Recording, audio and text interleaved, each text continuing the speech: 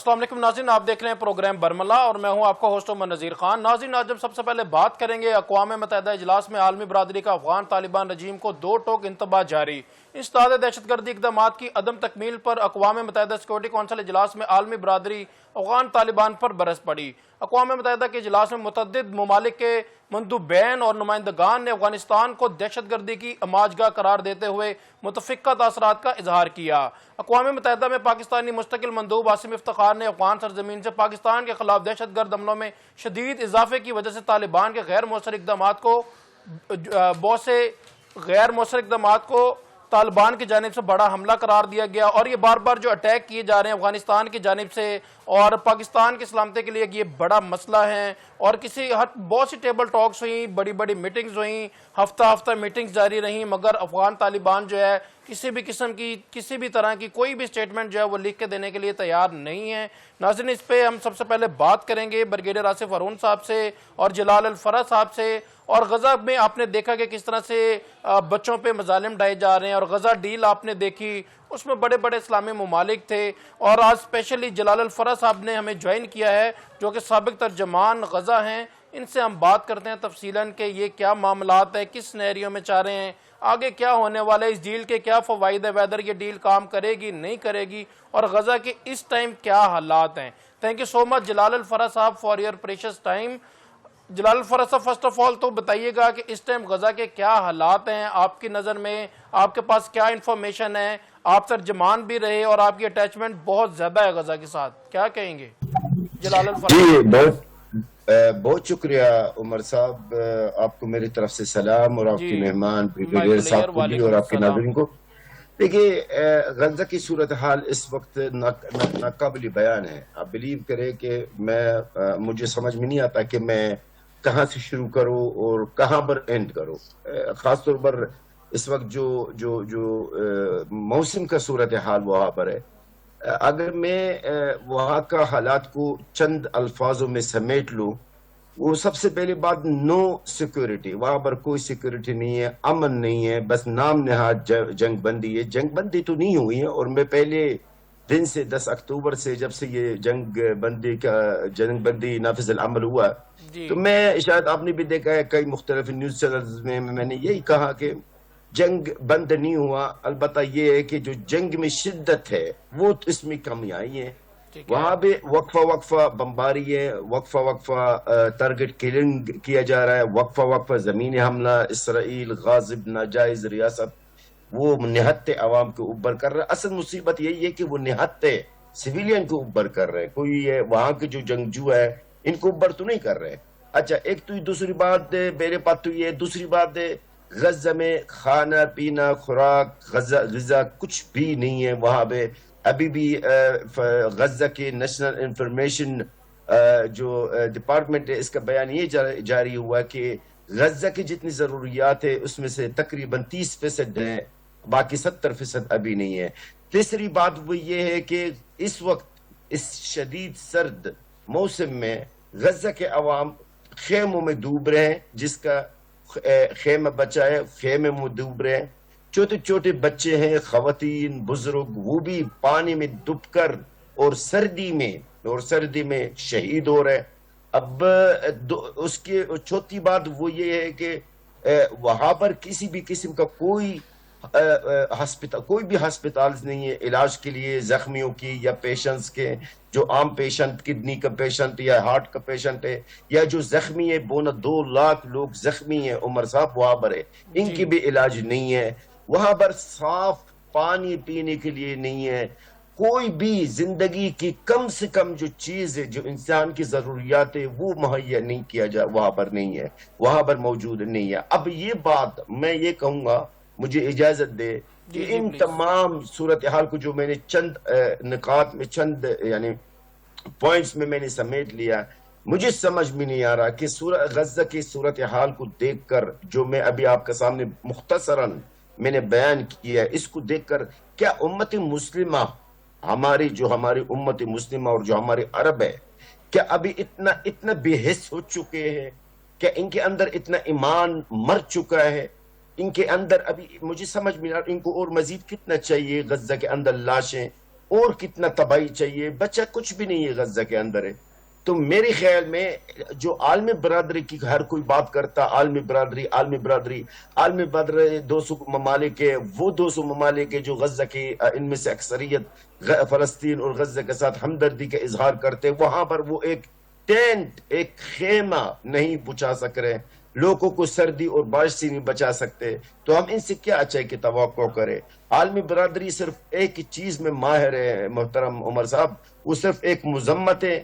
مذمت کرتے رہیں گے، مطالبہ کرتے رہیں گے، قراردادیں منظور کروائیں گے، لیکن عمل درآمد اس قراردادوں میں عمل درآمد نہیں ہوتی ہے. اور نہ مجھے ابھی جب سے یہ جنگ ہوئی ہے یہ 9 قرارداد منظور ہو چکے ہیں، 9 قراردادوں میں سے ایک بھی قرارداد منظور اس پہ عمل درآمد نہیں ہوئی ہے. صورتحال یہی ہے، قیامت الصغری ہے، کربلا ہے، کچھ بھی کہہ لے. یہ ہماری امت مسلمہ کی خاموشی کی مہربانی سے ہو رہی ہے اور کچھ بھی نہیں ہے. جی جلال فرح صاحب، اس میں تو بڑے بڑے دعوے کیے گئے تھے کہ یہاں پہ امن ہوگا، ریکنسٹرکٹ کیا جائے گا، پوری دنیا کے مسلمان وہاں پہ موجود تھے. آپ نے دیکھا کہ پاکستان، سعودی عرب، بڑے بڑے ممالک جو تھے، مین سپر پاورز جو ہے مسلمانوں کی وہاں پہ موجود تھیں. اور یہ بھی جو ہے انفارمیشن سامنے آئی کہ وہاں پہ جو پاکستان نے جو کچھ پوائنٹس دیے تھے کہ ان پوائنٹس کو جو ایڈ کیا جائے، ان کو ایڈ نہیں کیا گیا، جو کہ غزہ کے لیے فلسطین کے حق میں تھے. اس پہ آپ کا کیا موقف ہے؟ دیکھیں، سب سے پہلے بات تو یہ کہ ڈونلڈ ٹرمپ نے جب 8 ممالک کے سربراہان کو بلایا ہے اور میٹنگ کی ہے، جن میں شامل ہمارے میرے خیال پرائم منسٹر صاحب بھی، پاکستان بھی شامل تھے، ڈونلڈ ٹرمپ نے ان کو بلا کر ان کو دھوکہ دے دیا. دکھایا کچھ اور، کیا کچھ اور. سمبل دکھایا کچھ اور لیکن کیا کچھ اور. جو 20 نکات پر مشتمل منصوبہ ہے انہوں نے پیش کیا ہے اور ان تمام 8 ممالک کے سربراہان کو اعتماد ملی ہے، وہ نکات نہیں ہے اور نہ ہی ان کو کلیئر پکچر بتایا گیا. یہ کوئی نئی بات نہیں ہے. ڈونلڈ ٹرمپ تو ویسے ہی ماشاءاللہ بڑا چلاک انسان ہے اور کبھی بھی ایسا کوئی منصوبہ پیش نہیں کرے گا جس منصوبہ میں اسرائیل کو ذرا سا بھی کوئی نقصان ہو.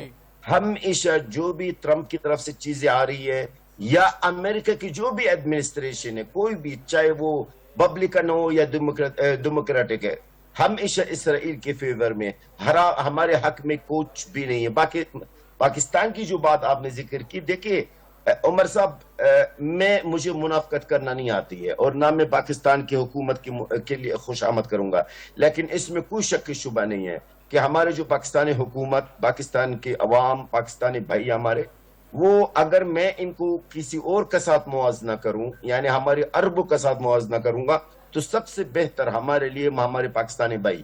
اب اگر کوئی یہ سمجھتا ہے کہ جلال الفرہ پاکستان کی خوشامد کر رہا، نہیں جی، نہ میں پاکستان کی حکومت سے تنخواہ لیتا ہوں اور نہ میں اللہ کی سوا کسی سے ڈرتا ہوں، لیکن حق سچ آپ دور نہیں جائیں. جناب محترم عاصم افتخار صاحب جو مستقل مندوب ہے وہاں پہ، ہر تقریر کے اندر فلسطین آزاد مختار ریاست کی باتیں کر رہا ہے. ہر جگہ پہ جہاں بھی پاکستان کا پریزنس ہوتا ہے، جہاں پاکستان کا مشارکت ہوتی ہے، شرکت ہوتی ہے، وہاں پر باقاعدہ غزہ کا موضوع ٹیبل پر رکھا جاتا ہے. حتیٰ کہ جب چند وقت پہلے جب فیلڈ مارشل آصف منیر صاحب جب گئے امریکہ، یہ بھی میں نے بریکنگ نیوز دی ہے کہ انہوں نے باقاعدہ ڈونلڈ ٹرمپ سے غزہ کے موضوع پہ کئی بار بات بھی انہوں نے کی ہے. اب یہ بھی دوسری بات میں کروں کہ لوگ کہیں گے، ہو سکتا ہے کہ لوگ یہ بھی کہیں جی جلال الفرہ پاک فوج کی خوشامد کر رہا. نہیں جی، میں کسی کا خوشامد نہیں کرتا ہوں کیونکہ ڈرتا ہوں صرف اللہ رب العزت سے، اور تنخواہ مجھے کوئی نہیں دیتا ہے.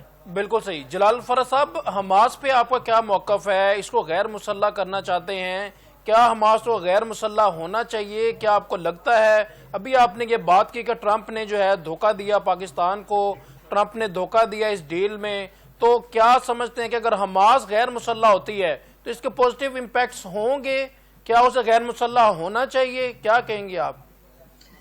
عمر صاحب، آپ نے ایسا سوال کیا ہے جس کا جواب میں 3 حصوں میں دوں گا. سب سے پہلے بات، نمبر 1، حماس مسلح. حماس کا پاس کون سا کوئی بڑا اختیار ہے؟ حماس کا پاس کون سے کوئی نیوکلیئر ہے؟ حماس کے پاس کوئی نیوکلیئر ہے؟ حماس کے پاس کوئی جنگی طیارے ہیں؟ کیا حماس کے پاس کوئی ٹینک ہیں؟ حماس کے پاس کیا کچھ بھی نہیں ہے. حماس کے پاس ایک دیسی قسم کے بندوقیں کلیشنز بچے اور کچھ بھی نہیں ہے. اب اتنا اسرائیل خوف زدہ ہے اور عالمی جو طاقتیں 63 ممالک آپ کہیں گی 63 ممالک کیا ہے؟ جی ہاں، اقوام متحدہ کا رپورٹ کے مطابق 63 ممالک اس جنوسائیڈ میں ملوث ہیں. یہ خبر تو میں نے خیر 1.5 سال پہلی دی تھی، لیکن ابھی مہینہ پہلے اقوام متحدہ کی رپورٹ میں کیا آیا کہ اسرائیل کے ساتھ اس جنوسائیڈ میں ملوث 63 ممالک ہے. وہ یہ سب لوگ اس احتیاط سے خوف زدہ کیوں ہے؟ نمبر 1. نمبر 2، حماس کو غیر مسلح کیوں کیا جا رہا ہے؟ کیا حماس کا جو احتیاط ہے کیا وہ کسی اور ملک کے خلاف ہے یا وہ قابض کے خلاف ہے؟ کیا اقوام متحدہ کے چارٹر کے تحت کیا حماس کو اور ہر فلسطینی کو یہ حق حاصل نہیں ہے کہ وہ مزاحمت کرے اپنے ملک کے لیے؟ آج میں جلال الفرہ، کیا میرا حق حاصل؟ میں نے انٹرنیشنل لا پڑھا ہے اور میں نے M A master of international relations بھی میں نے الحمدللہ حاصل کی ہے. آج میں بطور ایک فلسطینی میرے پاس اختیار ہونی چاہیے غزہ کے اندر ہے، اور یہ مجھے حق حاصل ہے اقوام متحدہ کی طرف سے، بین الاقوامی قوانین کے مطابق ہے. تیسری بات، آپ حماس کو غیر مسلح کرنے کا وجہ کیا ہے؟ کیوں آپ کرنا چاہتے؟ اس لیے تاکہ آپ کے لیے غزہ ایک کھلا میدان، تاکہ آپ غزہ کے عوام کو زوری زبردستی بے دخل جو ابھی اس وقت پلاننگ چل رہا ہے اور غزہ کے عوام کو غزہ سے نکالنے کے یعنی بے دخل کرنے کا ایک پورا منصوبہ اسرائیل نے تیار کیا ہے کہ غزہ خالی ہو جائے. تو بھائی میں نہیں سمجھتا ہوں نہ کوئی بھی فلسطینی اس چیز پر آمادہ ہے کہ ہمارا جو بھی مزاحمتی تنظیم ہے، چاہے وہ حماس، چاہے وہ جہاد اسلامی ہے، چاہے وہ نیشنل محاذ ہو یا کوئی بھی ہو، کیونکہ ہمارے غزہ میں کئی مزاحمتی تنظیمیں حماس کے علاوہ، تو ان کا پاس اختیار ہونی چاہیے. جناب آپ اختیار ہم سے کیوں چھین رہے؟ ہاں، ہم اختیار اس صورت میں ہم دیں گے، اختیار ڈالیں گے نہیں، بلکہ اس صورت میں ہم کسی اور کو حوالہ کریں گے اگر ہمارا آزاد خود مختار ریاست فلسطینی آزاد حکومت، آزاد ملک ہو، حکومت ہو، تو پھر ہم اپنا اختیار اس حکومت کا حوالہ کریں گے جو فلسطینی حکومت ہوگا. دیکھیں عمر صاحب، آخری بات، میں حماس کا نہیں ہوں، میں جلال الفرہ میں حماس کا نہیں ہوں اور نہ میرا حماس سے کوئی تعلق سوا دوستانہ اور کچھ، لیکن ایک حق اور سچ بات یہی ہے، آپ یہ مطالبہ آپ کی غلط ہے کہ آپ ایک مقبوضہ ملک ہے اور ان کے اندر مزاحمتی تنظیم ہے، آپ ان سے اختیار لے رہے. کیوں جناب؟ کیا پورا دنیا میں تاریخ کو دیکھیں جس ملک پر قبضہ ہوا ہے انہوں نے قابض کے خلاف انہوں نے مزاحمت کی ہے. مصر نے انگریزوں کے خلاف کیا، لیبیا کی قوم نے اٹلی کے خلاف کیا، الجزائر فرانس کے خلاف کیا ہے، پاکستان نے انگریزوں کے خلاف کیا. بھائی یہ حق حاصل سب کو، ہمیں نہیں ہے، فلسطینیوں کو نہیں یہ حق حاصل ہے. نہیں جی، آپ اختیار ڈالو اور آپ غلام بنے، اسرائیل کے پاس آپ نوکری کرو اور بس، یا پھر غزہ کو چھوڑ کر نکل جاؤ باہر. اسرائیل یہی چاہتے جی، اور جس کا جو فلسطینی عوام اس کو قبول نہیں کرتا. جی بالکل صحیح. جلال الفرہ صاحب، آپ یو این او کو کس نظر سے دیکھتے ہیں؟ یونائٹڈ نیشن کی طرف سے جو ہے وہ ساری چیزیں سامنے آتی ہیں، ڈیسیجنز بھی سامنے آتے ہیں، امپلیمنٹیشن بالکل بھی نہیں ہے، 0.1% بھی نظر نہیں آتی according to my personal knowledge. کیا کہیں گے آپ کا کیا پوائنٹ آف ویو ہے اس پہ؟ سر دیکھیں، آپ تو یو این کی بات کر رہے ہیں، میری نظر میں میرے سامنے جتنے بھی ادارے ہیں دنیا میں سب اسرائیل کے سامنے بے بس، چاہے وہ سیکورٹی کونسل ہے، بین الاقوامی سلامتی جو کونسل ہے، اقوام متحدہ ہیں، انٹرنیشنل کورٹ آف جسٹس ہے، OIC ہے، عرب لیگ ہے، یورپ یونین ہے، سب اسرائیل کے سامنے بے بس ہے.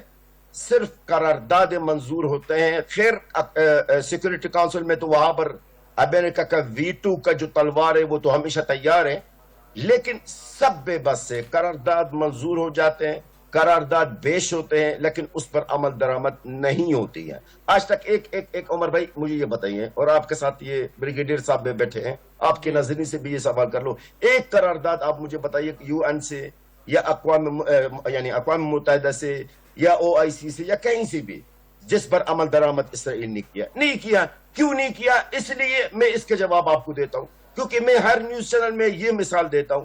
اسرائیل ایک ناجائز ریاست ہے, ایک بدماش. کیا ہے؟ بدماش. یعنی جیسے محلہ کے اندر ایک بدماش بیٹھا ہوا ہے, اس کو پتا ہے کہ میرا باپ طاقتور ہے تو جو چاہے میں بدماشی کروں گا, کسی کی بات نہیں مانوں گا. تو اس کا باپ امریکہ ہے جناب, اس لیے وہ بدماشی کرے گا. اسرائیل غزہ کے عوام کے قتل عام کرے گا, لبنان پر حملہ کرے گا, سیریا بھی حملہ کرے گا, عراق پر حملہ کرے گا, یمن بھی حملہ کرے گا, اور قطر بھی پر حملہ کرے گا. تو اس بدماش کو کوئی روکنے والا نہیں ہے. نہ یو این روک سکتے ہیں ان کو, نہ سیکورٹی کونسل روک رہے ہیں اس کو, کوئی بھی نہیں روک سکتا. اور آپ کا سامنے جناب 2 سال سے بہت چیزیں ہوئی ہے, بہت قراردادی ہوئی ہے جس پر عمل درآمد نہیں کیا گیا ہے. جی جلال الفرح صاحب, ہمارا سب سے بڑا جو ہے ہماری سپر پاور بینگ اے مسلم وہ تو او آئی سی ہے. او آئی سی سے بڑا plate form I don't think so کہ مسلمز کے پاس کوئی ہے. کیا کہیں گے, اس کا کیا رول ہے, اس کو کیا رول پلے کرنا چاہیے تھا, یا اس کو کون سا رول پلے کرنا چاہیے آپ کی نظر میں؟ میں تو آپ عمر بھائی میں آپ کا سوال کا جواب دوں گا, لیکن بشرط یہ کہ آپ نشر کر لیں, کیونکہ میں ہمیشہ ہر نیوز پہ میں جواب دوں. یہ سوال مجھ سے ہر پروگرام میں مجھ سے یہی سوال کیا جاتا او آئی سی کے بارے میں. دیکھیں, او آئی سی نہ صرف نام کی ہیں. او آئی سی جو 57 مسلم ممالک کے مشتمل آرگنائزیشن ہے, جو فلسطین کے لیے اسپیشلی بنایا گیا ہے, وہ آج تک انہوں نے جنگ کو روکنا تو دور کی بات ہے, اسرائیل پر دباؤ ڈالنا تو دور کی بات ہے. او آئی سی میں 57 مسلم ممالک میں اتنی بھی طاقت نہیں ہے کہ وہ غزہ تک ایک پانی کا گھونٹ بچانے کی.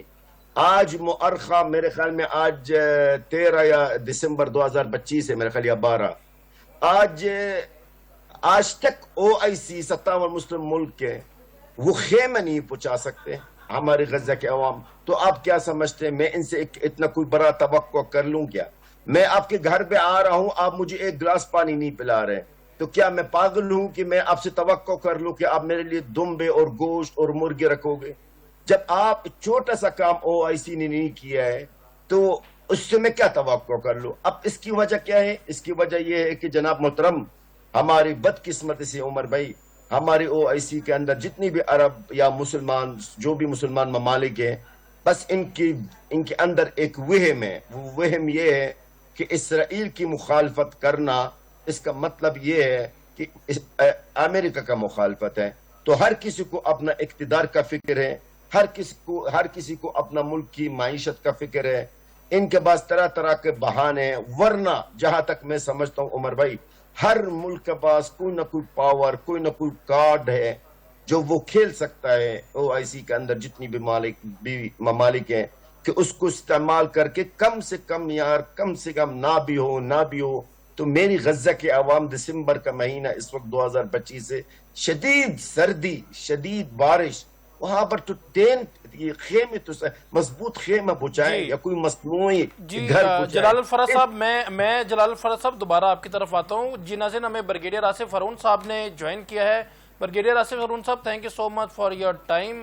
بریگیڈیئر صاحب, کیا کہیں گے؟ جلال الفرح صاحب سابق ترجمان ہے غزہ کے, اور ان کا یہ کہنا ہے, ابھی انہوں نے لائیو پروگرام میں کہا کہ اسرائیل نے ہمیں دھوکہ دیا, اور یہ جو ڈیل تھی اسرائیل اور امریکہ نے جو کروائی, اور یہ اس میں سارا جو ہے نیگیٹیوٹی تھی, یہ جھوٹ کا پلندہ تھا, اور پاکستان سمیت جو ہے وہ غزہ کو, فلسطین کو دھوکہ دیا گیا ہے. کیا کہیں گے بریگیڈیئر آصف ہارون صاحب اس پہ؟ جی شکریہ آپ کا. جلال صاحب کو میرا سلام دیں, میں نے ان کے ساتھ پہلے بھی پروگرام کیے ہوئے ہیں. جی جلال الفرح صاحب, بریگیڈیئر صاحب سلام کہہ رہے ہیں آپ کو. وعلیکم السلام سر. وعلیکم, ہم تو ہمیشہ ساتھ ہی ہوتے ہیں پروگراموں میں صاحب کے ساتھ. جی شکریہ آپ کا. جی آپ جو کہہ رہے ہیں بالکل صحیح ہے, اور آپ کا دکھ درد جتنا ہے ہمارا بھی اتنا ہے, کم نہیں ہے, کیونکہ پاکستان کا بھی موقف جو ہے وہ بڑا صاف ہے فلسطین کے لحاظ سے, اور کل بھی تھا، آج بھی ہے اور آئندہ بھی رہے گا. اور ہم فلسطین کے لیے جو ہے اچھی خواہشات اور تمنائیں جو ہیں ہمیشہ ہم نے مانگی ہیں. موقف بھی اس کا ہم نے بالکل بھرپور طریقے سے قائم و دائم رکھا ہے. کبھی دوغلی گیم نہیں کھیلی ہے اور ان کے حق میں بات کی ہے اور سچائی پہ یہ بات کی ہے. یہ جو 20 پوائنٹ کا جو یہ پلان تھا اس کے بھی اسی نیت سے ہم نے یہ کی تھی کہ اللہ کرے کہ وہاں پر جو انہوں نے ایک جہنم بنا دیا ہوا ہے غزہ کو، وہاں پر جو ہے ہر روز جو ہے شہادتوں کے انبار لگے ہوئے ہیں اور پورے غزہ کو جو ہے انہوں نے مکمل ایک قبرستان یہ بنا دیا ہے. بچے، عورتیں، بوڑھے سب جو ہیں ادھر کتنے شہید ہو گئے ہیں اور پوری دنیا خاموشی سے دیکھ رہی ہے، پورا عرب ورلڈ جو ہے خاموشی سے دیکھ رہا ہے. تو یہی امید تھی کہ جی ٹرمپ صاحب جو آگے آئے اور 20 پوائنٹ انہوں نے دیے اور وہ پھر اس میں اقرار بھی ہوا جس میں کہ 8 ممالک جو تھے عرب کے اور باقی مسلم ورلڈ کے، پاکستان بھی اس میں شامل تھا. تو وہ ہم نے اگری کیا اور اسی نیک نیتی کے ساتھ کیا کہ وہ بربریت ختم ہو، پیس وہاں دوبارہ ریسٹور ہو. اور پھر جو اہم نقطہ یہ ہے کہ جو 2 نیشن اسٹیٹ کی جو یہ بات کر رہے ہیں اس کے لحاظ سے فلسطین کو اپنا حق جس کے لیے انہوں نے جنگ آزادی یہ کی کہ جی ان کو جو ہے نا اپنا ایک انڈیپینڈنٹ ریاست ملے جس میں کہ غزہ بھی شامل ہے، جس میں کہ ویسٹ بینک بھی شامل ہے، پری 1967 بارڈر جو ہے وہ ہونا چاہیے اور خاص کر جو ہے نا ایسٹ جیروسلم جو ہے وہ ان کا جو ہے کیپٹل ہونا چاہیے. تو یہ ہی سارا تھا. لیکن اب سیز فائر بھی ہو چکا ہوا ہے اور اس وقت کو تو ابھی 2 مہینے سے زیادہ عرصہ ہو گئے ہیں. لیکن آپ یہ دیکھیں کہ اس سیز فائر کی وائلیشن جو اسرائیل ہے اس نے ہر روز کی ہے. وہ بمباری آج بھی اسی طرح کر رہا ہے، گو کہ اس کی نوعیت بہت کم ہو گئی ہے لیکن وہ اس کی خلاف ورزی ہر روز کر رہا ہے. پھر یہ ہے کہ اس نے فوجیں اپنی وہاں سے نہیں نکالی، یلو لائن کے اوپر اس نے ڈپلائی کی ہوئی ہیں اور ساری جو ہے چودراہٹ اس کی ابھی تک اسی طرح قائم ہے.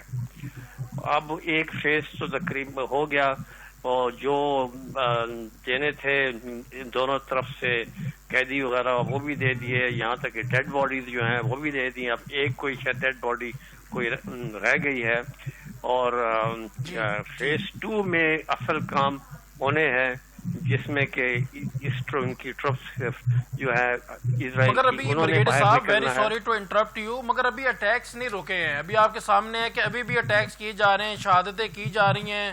تو جلال فرد صاحب سے بھی میں نے یہی کوشچن کیا کہ حماس کے بارے میں آپ کی کیا رائے ہے. انہوں نے کہا حماس کو غیر مسلح نہیں ہونا چاہیے، ان کا ایک ہی تو واحد ڈیفنس ہے غزہ کا، فلسطین کا. جو لوگ جو ہے وہ خود بخود وہاں پہ ڈیفنس کر رہے ہیں تو ان کو غیر مسلح نہیں ہونا چاہیے. آپ کا اس پہ کیا موقف ہے بریگیڈیئر آصف ہارون صاحب؟ جی میرا بھی موقف بڑا یہ کلیئر ہے کیونکہ آخر جو اتنی لمبی یہ جنگ جو ہوئی 2023 اکتوبر سے آج تک اور جو وجوہات تھی جس کی وجہ سے جنگ شروع کی، حماس نے ہی کی نا، تو انہوں نے ہی کی اور وہ پھر وہاں مار کے مارے اور ان کے قیدی بھی پکڑے اور ان کو مارا بھی وہاں پر اور پھر آج تک وہ اس جو ہے ریزسٹنس جو ہے کر رہے ہیں.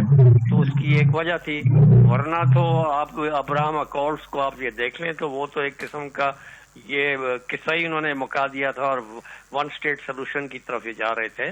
تو وہ تو انہوں نے دوبارہ اس کو انٹرنیشنلائز کیا اور ابھی جو ہے نا اس سٹیج پہ لائے کہ اب جو ہے نا دنیا بات کر رہی ہے، ویسٹرن ورلڈ بھی بات کر رہا ہے اور امریکن جو ہے نا وہ خود جو ہے وہ یہ بات کر رہے ہیں. اسرائیل کے اندر سے بہت سی آوازیں اٹھ رہی ہیں. تو یہ اس مزاحمت کی ہی وجہ ہے اور حماس کی ہی جو ساری سیکریفائسز ہیں جس کی وجہ سے اس سٹیج تک کم از کم یہ نوعیت تو آئی کہ پرسیپشنز جو ہیں وہ چینج ہونے شروع ہو گئے ہیں اور یہ پرسیپشنز جو ہیں یہ بہت یہ ضروری ہیں اور یہی آئندہ جو ہے اثر بھی یہ ڈالیں گے. لیکن جہاں تک آپ کا یہ سوال ہے کہ یہ ان کو جو ہے ڈس آرم کرنا، تو ڈس آرم تو اسی صورت میں ہوگا نا وہاں سے جب اسرائیلی فوج مکمل طور پہ وہ نکل جائے گی اور وہ ایک معاہدے کی طرف جو ہے وہ قدم بڑھائے گی کہ ہاں اب جو وہ جو ریاست بننی ہے انڈیپینڈنٹ اسٹیٹ آف فلسطین اس کی شروعات جو ہے وہ ہو گئی ہیں. تو وہ اس طرف تو ابھی تک کوئی پیش رفت ہو نہیں رہی. जहां तक जो पीस कीपिंग फोर्स है वो भी अभी तक डिप्लॉय नहीं हुई, और उसका क्या रोल होगा जो वहां पर जो ये लगेगी एक इंटरम रजीम जिसको कंट्रोल जो है वो ब्लेयर करेंगे और जो खुद ट्रंप करेंगे, वो भी जो है ना बड़े सवालिया निशान उस पर ये उठते हैं। और इसी की वजह से पाकिस्तान ने भी अपने तहफ़्फ़ुज़ात किए हैं कि अगर इस तरह की ये बात हुई तो हम ये ना एक्सपेक्ट करें कि पाकिस्तान वहाँ पीस कीपिंग फोर्स की जाए और वो फिर हमास को जो है ये डिसआर्म करे। ये हम जो है इसका हिस्सा नहीं बनेंगे, और यही हमारा मौक़िफ़ जो होना चाहिए। इस वक्त जो है जो जुर्म जो कर रहा है, जो वॉर क्रिमिनल है वो इजराइल है, नेतन्याहू है और उसकी वॉर कैबिनेट है, और उसके ऊपर जो है ना फैसला आईसीसी ने दे भी दिया हुआ है। तो वो उसकी तरफ ये बात करें और हमास की कोई बात ना करें। जुल्म और सितम जो है वो हमास नहीं कर रहा, वो अपना सिर्फ और सिर्फ दिफा कर रहा है। क्यों जो है इजराइल कहता है कि मुझे सिर्फ राइट ऑफ सेल्फ डिफेंस है, उसने तो इनका 92% एरिया तो कब्जा किया हुआ, और कब से इनके ऊपर जुल्म और सितम जो है वो नकाबा से लेके आज तक ये उठा रहा है, तो उसको कौन सा राइट ऑफ सेल्फ डिफेंस चाहिए? इनको तो आप बिल्कुल यहाँ से भी निकालने की ये ना भरपूर कोशिश हो रही है कि जी इस इलाकों को भी आप छोड़ दो ताकि हम इसको भी कब्जा कर लें। तो वो उस लिहाज से हमारा जो है साथ जो है फ़लस्तीनियों के साथ रहेगा, और इंशाल्लाह जो है हम पूरी भरपूर कोशिश करेंगे कि ये हमारा ख्वाब जो है ये पूरा हो। शुक्रिया जी। जलाल फराज साहब, टोनी ब्लेयर जो है इसको कमांड करेंगे, और इनकी माशाल्लाह से आपने पहले भी सुना कि उनकी कितनी बड़ी, आपने देखा कि नेगेटिव रिप्यूट है उनकी, कितने नोटोरियस पर्सनैलिटी हैं। आपकी इस पे क्या राय है? जो ये ब्रिगेडियर आसिफ अरून साहब ने बड़ा जो है वो पॉइंट आउट किया है इसको, मोस्ट इम्पोर्टेंट पॉइंट को।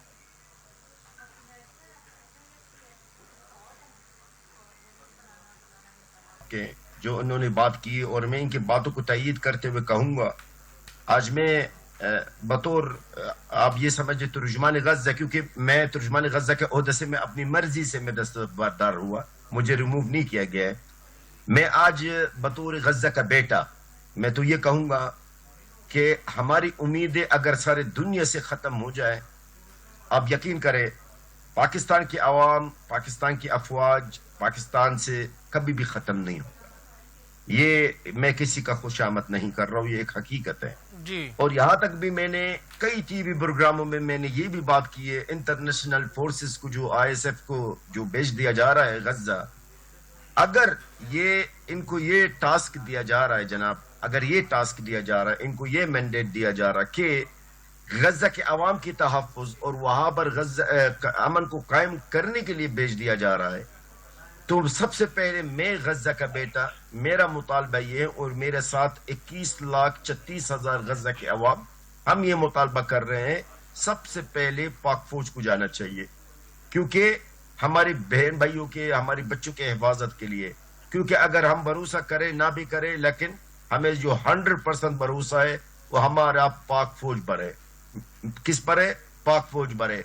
अब आपके नजरीन से कोई ये सोचे जलाल अल-फर्रा खुशामद करता है फौज के, बिल्कुल नहीं है। जो जलाल अल-फर्रा को फॉलो करता है इसको पता है ये शख्स जो है ना, ये किसी का खुशामद करने वाला आदमी है ही नहीं है, और अल्लाह किसी से ज्यादा डरता नहीं है। अच्छा, आखिरी पॉइंट है टोनी ब्लेयर की, आपने जो सोच बात की। जलाल अल-फर्रा साहब, हमें advocate supreme court Asif Shahzad साहब ने भी ज्वाइन किया है। नाजरीन उनसे भी हम बात करते हैं, मगर जलाल अल-फर्रा साहब टोनी ब्लेयर पे पहले बात कंप्लीट करें। जी जलाल अल-फर्रा साहब प्लीज। सर, टोनी ब्लेयर बदनाम जमाना का आदमी है। इराक में इसने क्या किया है? ये इंटरनेशनल किलर है। आप एक के चूहा की निगरानी के लिए आप बिल्ली को खड़ा कर रहे हैं। ये इंटरनेशनल दहशतगर्द है, टोनी ब्लेयर है। आप उसको गज़ा के कंट्रोल के लिए आप नामजद कर रहे हैं। इस हवाले बेदा नहीं होता है। ना गज़ा के आवाम कबूल करते हैं, ना वहां पर मुजाहमती तंजीमें इन्होंने कबूल की है, और ना हम करेंगे। आप अगर किसी को लगाना है तो जनाब आप जनरल रहील साहब को लगाए ना, आप जो हमारे मुसलमान है, क्यों नहीं लगाते? आप किसी और को लगाए ना जनाब। आप टोनी ब्लेयर को क्यों लगा रहे हैं जी? टोनी ब्लेयर जो क्या टोनी ब्लेयर गज़ा के आवाम की तहफ़्फ़ुज़ करने के लिए आएगा? ٹونی بلیئر بدنام زمانہ کے آدمی ہے جس کو سب نے مسترد کر دیا ہے، اور جو بھی کنٹرول کرے گا غزہ کے اوپر ہے وہ ہمارا پہلا مطالبہ یہی ہے کہ فلسطین ہی ہوگا. کیا ہے؟ غزہ کے عوام کا یہی بات ہے، غزہ کے عوام کا یہی موقف ہے. ہماری کنٹرول ہمارے ہاتھ میں ہونی چاہیے، فلسطینیوں کے ہاتھ میں، کہیں بھی ہو پر فلسطینی ہو. اب ڈونلڈ ٹرمپ صاحب جو ہے نا اب اپنی مرضی سے نامزد کرا رہا ہے، کیونکہ دراصل بات یہ ہے نا عمر صاحب، اس وقت غزہ کا جو فیصلہ ہے وہ اب ہمارے ہاتھ میں نہیں ہے، وہ ہمارے ہاتھ سے نکل چکی ہے.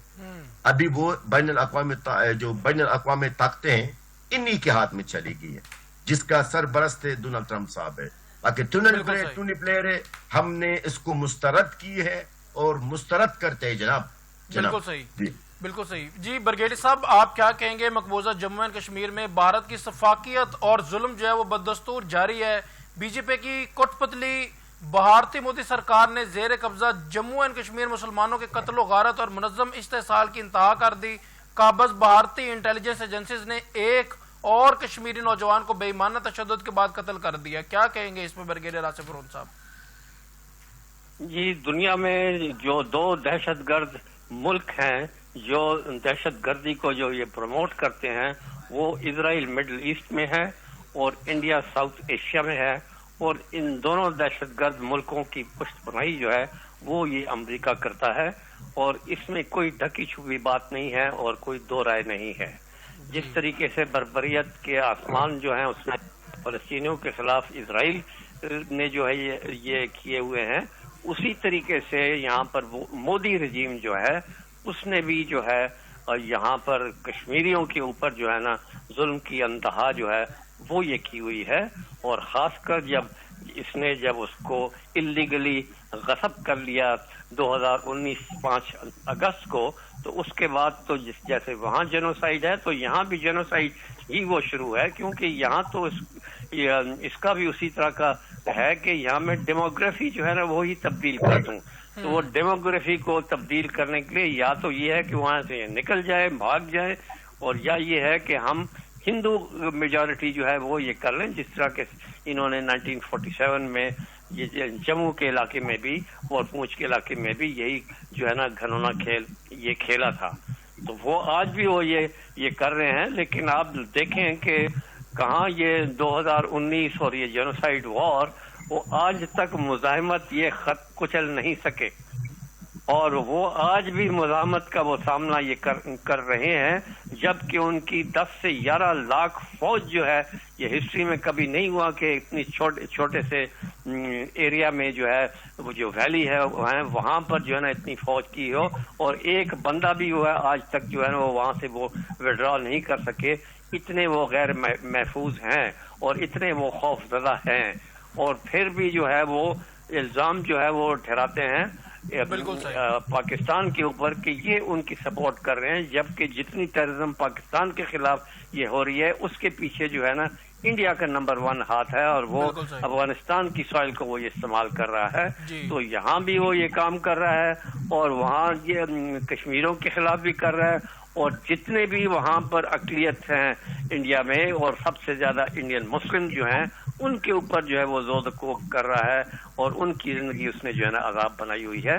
تو یہ ہندوتوا رجیم جو ہے یہ ایک اللہ کی طرف سے جو ہے نا یہ ایک عذاب ہے مسلمانوں کی طرف، یا کیا ہے، یا ہمارے مسلمانوں میں بیداری جو ہے نا اسی بہانے شاید آ جائے، کیونکہ یہ ظلم و ستم جو ہے اگر مسلمان ممالک 57 مسلم کنٹریز ہیں وہ خاموشی سے یہ دیکھ رہے ہیں، تو یہ بھی سب سے زیادہ رنجیدہ اور افسوس کن تو بات یہ ہے کہ ہم نے کیسے جو ہے نا ان دو دہشت گرد جو ملک ہیں ان کو یہ ڈیل کیا، اسرائیل کے خلاف بھی اور یہاں پر انڈیا کے خلاف بھی. اس میں یو این کا کیا رول ہے، اس میں ویسٹرن سویلائزیشن کا کیا رول ہے، یورپین یونین کا کیا یہ رول ہے. تو یہ تو ہمارے سامنے ہے ہی. یہ سب جو ہیں یہ ان کی طرفداری کرتے ہیں اور انہی کی نیریٹوز کو یہ پروموٹ کرتے ہیں. गो के अभी लोग जो है पूरी दुनिया में अब उठ खड़े हुए हैं और वो उन्होंने हक की बात करनी शुरू कर दी है। बिल्कुल सही, बिल्कुल सही। Thank you so much brigadier Asif फरून साहब for your precious time and information. जिन नाज़रीन हमें ज्वाइन किया है advocate supreme court Asif Shahzad साहब ने, thank you so much Asif Shahzad साहब फॉर योर टाइम।